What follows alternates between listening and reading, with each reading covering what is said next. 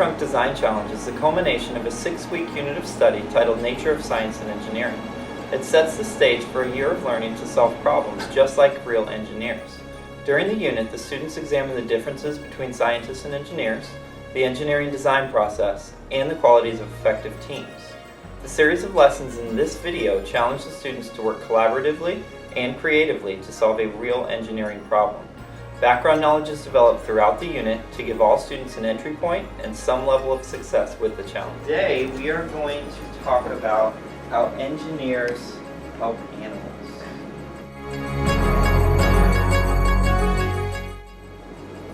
One day aquatic biologist Pam, observing the penguins, saw one in a jam. Gently, she examined Pierre. His feathers were gone. His bottom was bare. I see some hands going up, so I want you to think for a moment. What on that page told us Pierre's problem? Turn and tell your partner. How can I help you? What can I do? Pam had ideas and tried the first two. She tried a heater and the vet prescribed pills, but nothing worked. Pierre shivered still. The other penguins grew afraid of Pierre. He looked so strange that he gave them a scare. They braided him as he shivered on shore. They made him feel worse than he felt. Pam and a friend worked day and night to make a pattern that fit just right. Then a wetsuit was made of neoprene, the tiniest one that you've ever seen.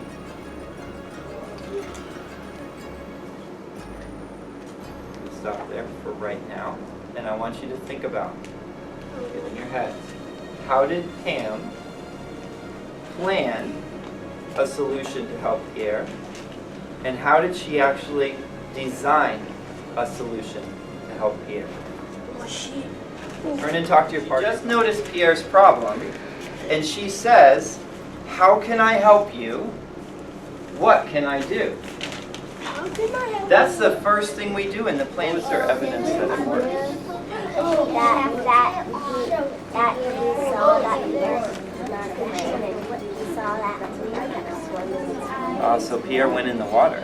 So the more you had swim, and the more you had to swim, the feathers came back. And that was an added bonus. The feathers even came back. Awesome. And with her life no longer in jeopardy, the question turned on how to maximize the quality of it.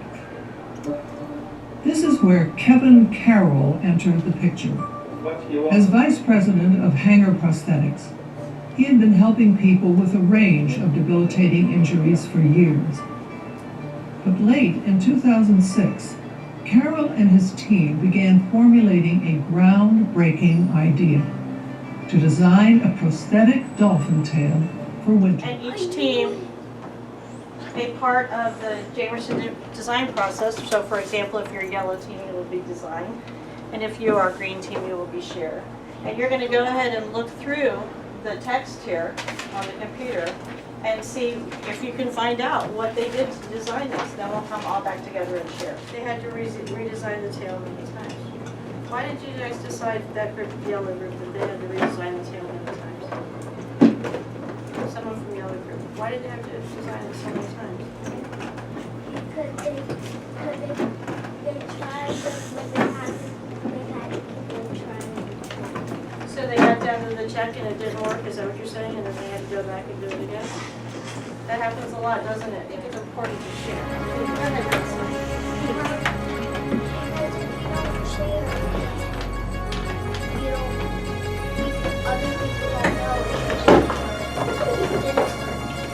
Okay, and can someone add on to that? Why is it important for people to know if they're working or didn't work?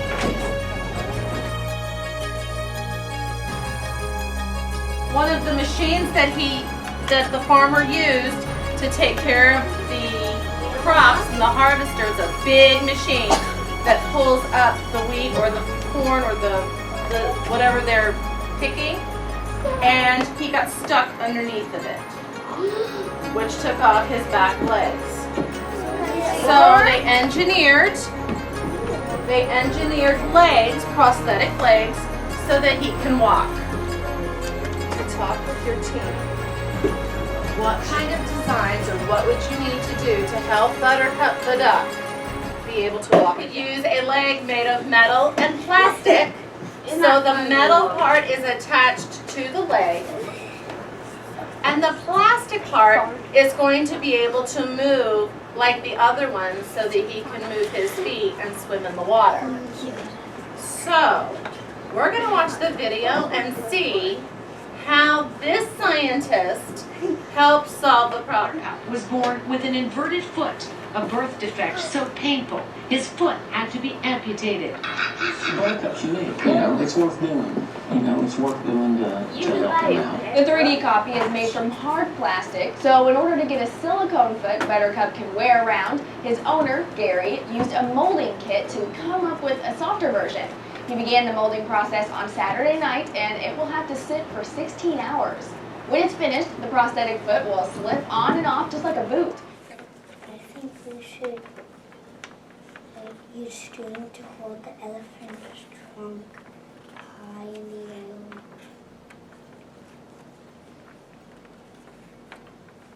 I think that's a great idea.